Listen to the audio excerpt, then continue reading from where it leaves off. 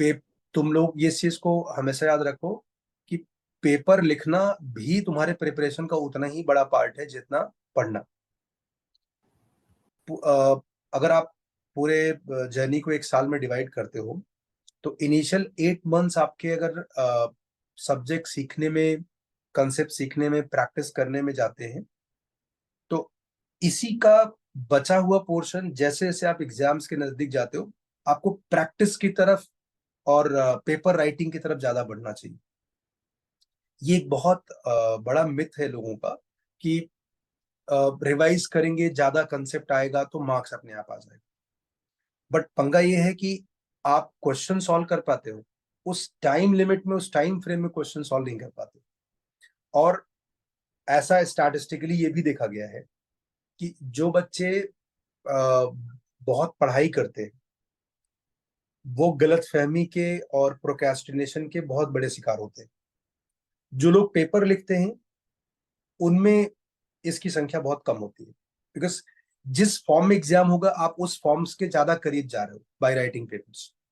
और बहुत सारे इस वीक में हम लोगों के भी काम करना, जो मैं अभी कुछ दिन पहले मुबारिक से बात कर रहा था, तो इस वीक में हमें ऐसे टॉपिक भी साइलेंटली चूज करने हैं जिनमें थियरी ज्यादा है, जिसमें भूलने की प्रोबेबिलिटी थोड़ी ज्यादा है।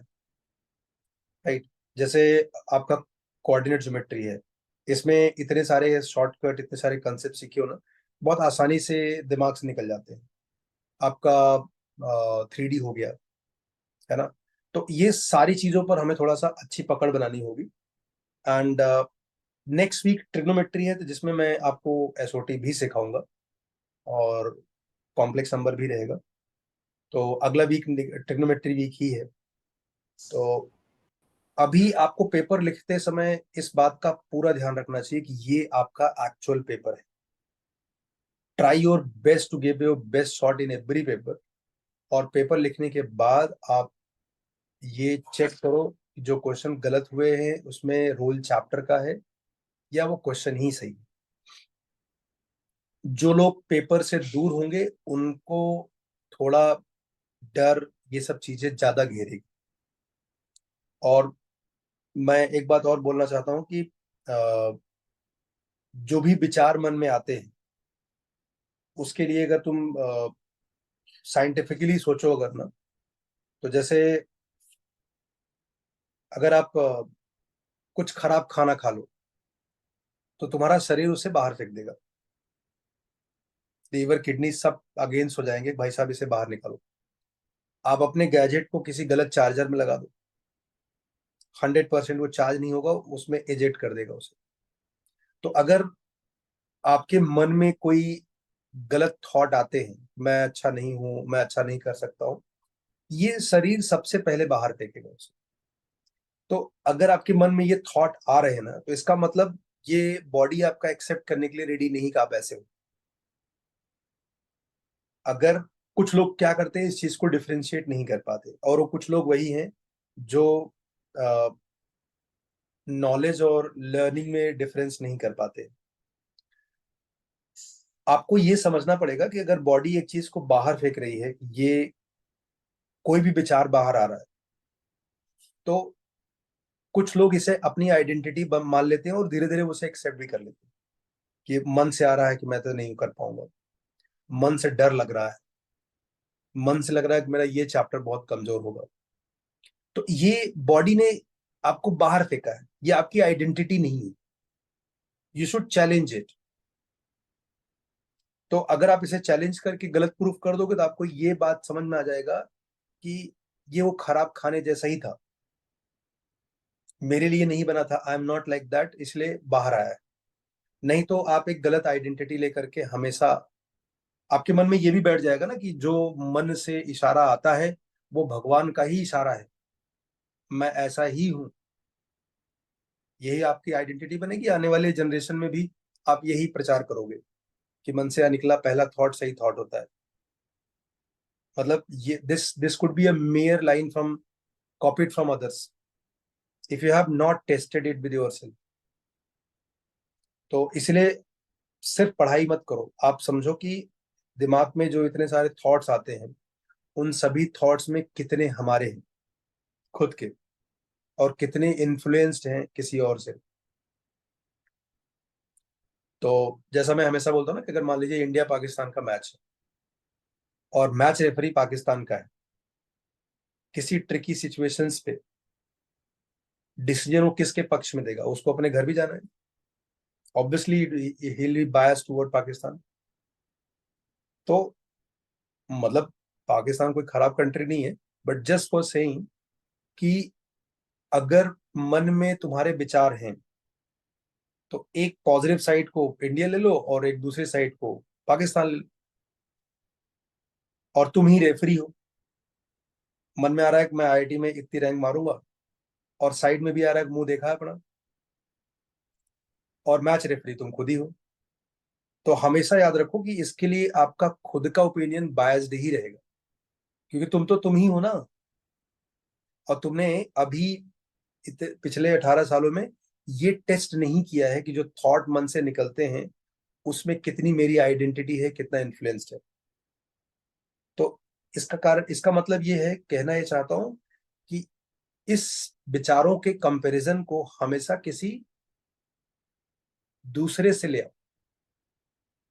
इस कंपैरिजन का कंक्लूजन किसी दूसरे से मांगो। दूसरा मतलब जो तुम्हारा खुद का नियरेस्ट हो। पेरेंट्स होंगे, हमेशा पेरेंट्स होने चाहिए कि मेरे मन में ये दो थॉट है, मेरा विचार ये कह रहा है, मैं बायस हूं इसके लेकर के, आपको क्या लगता है?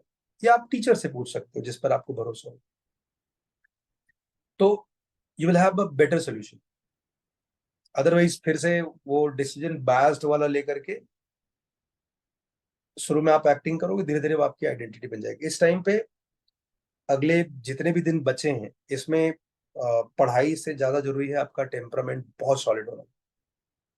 पढ़ाई तो बहुत शानदार है, टेम्परामेंट बहुत सॉलिड होना चाहिए। You should be feeling like always high, कि मैं ये करने जा रहा हूँ, मुझे इस पर पूरा भरोसा है। जैसे लोग बोलते हैं ना कि अपने आप पर भरोसा करो, ये शब्द सिर्फ कानों तक ही रह जाता है, आपको दिल तक पहुंचता ही नहीं कि अपने आप भरोसा कैसे करूं। भरोसा कोई दुकान है, वहां जाकर खरीद के लेकर रख लूं? कैसे करूं भरोसा? भरोसा यही है, अगर आपने सोचा है कि मेरे को आईआईटी बॉम्बे जाना है तो मतलब जाना है।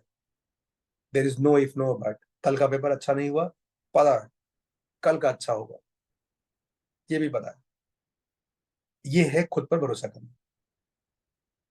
अगर कोई बार बार बोले कि बिलीव इन योर सेल्फ, ये वर्ड, जैसे मेरे को कोई बोल they believe in your self, तो क्या करूं? मतलब अभी तक नहीं करता था बिलीव, या कैसे सडनली मालूम चल जाएगा कि मैं बिलीव कर रहा हूं नहीं कर रहा हूं?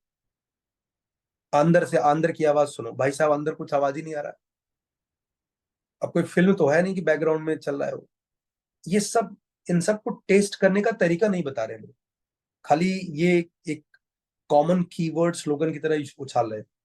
इन सब का टेस्टिंग तरीका यही है कि अगर आपके मन में एक बच्चा जो आत्मविश्वास से भरा हुआ है, ऐसा नहीं कि उसकी लाइफ में चैलेंजेस नहीं आएंगे, बिल्कुल आएंगे, लेकिन उसे वो कॉन्कर कर लेगा।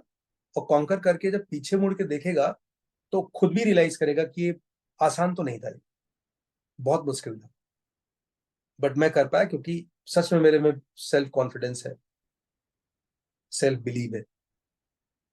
तो अगर आपको ये चेक करना है whether you believe in your self और नॉट, तो एक तो जो तुमने डिटर्मिनेशन से बनाया है कि मेरा टारगेट ये है, वो टारगेट आपका डेविएट नहीं हो रहा है। जो आपने पढ़ने का रूटीन बनाया है डेली का, you are not moving from that. मतलब हियर एंड देयर थोड़ा हो जाए उससे कोई नहीं फर्क पड़ता है, but major blueprint is the same. आप पेपर लिख रहे हो, these are the gesture of self believe,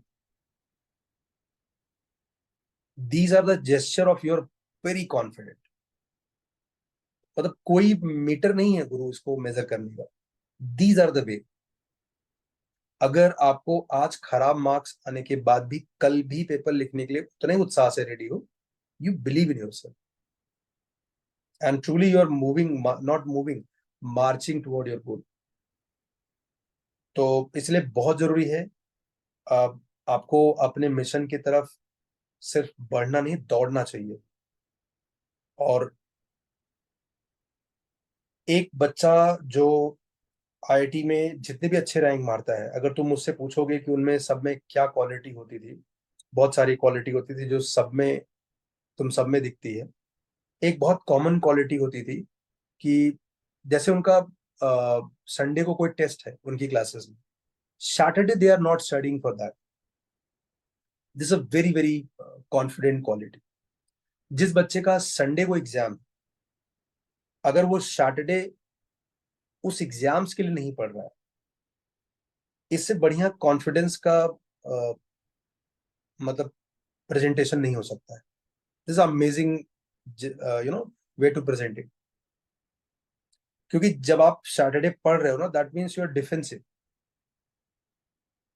very defensive. आप सोचो आपको संडे को युद्ध पे जाना है, आप सैटरडे को बैग पैक कर रहे हो, हथियार देख रहे हो है कि नहीं, नहीं होगा तो उसे प्रोक्योर करने के लिए आपके पास चॉइस ही नहीं बचेगा।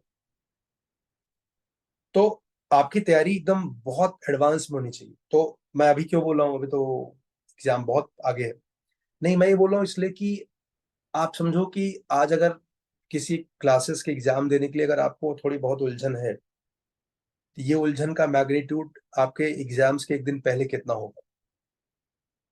तो अभी से आपको उस एक दिन के लिए तैयार होना चाहिए कि मान लीजिए आपका संडे को एग्जाम होगा आईआईटी का, तो आप सैटरडे को क्या नहीं करना चाहिए, अभी से इसे हाईलाइट करोगे। फ्राइडे के लिए आपका क्या प्लान होगा उसमें। आपके पास अभी से मैकेनिज्म होने चाहिए कि 90 चैप्टर्स होंगे उस समय, और मेरी इच्छा होगी कि मैं एटलीस्ट गो थ्रू होके ही जाऊंगा।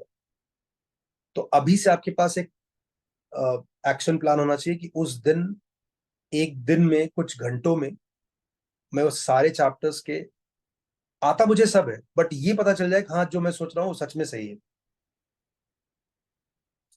मतलब जैसे आप घूमने जा रहे हो तो आपके पास चेकलिस्ट होता है ना कि ये सामान पासपोर्ट। तो अगर आपने चेकलिस्ट बनाया तो यू विल चेक इट।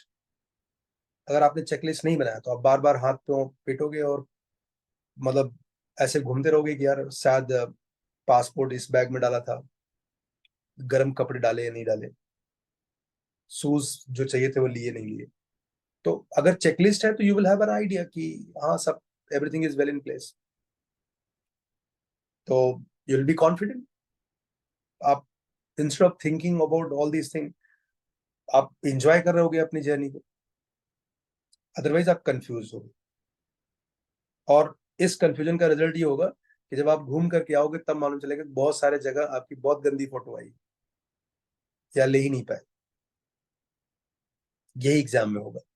अगर आप कंफ्यूज हो गए तो आपको आसान क्वेश्चन नहीं दिखेगा या क्वेश्चन नहीं दिखेगा, you will not be able to give your best.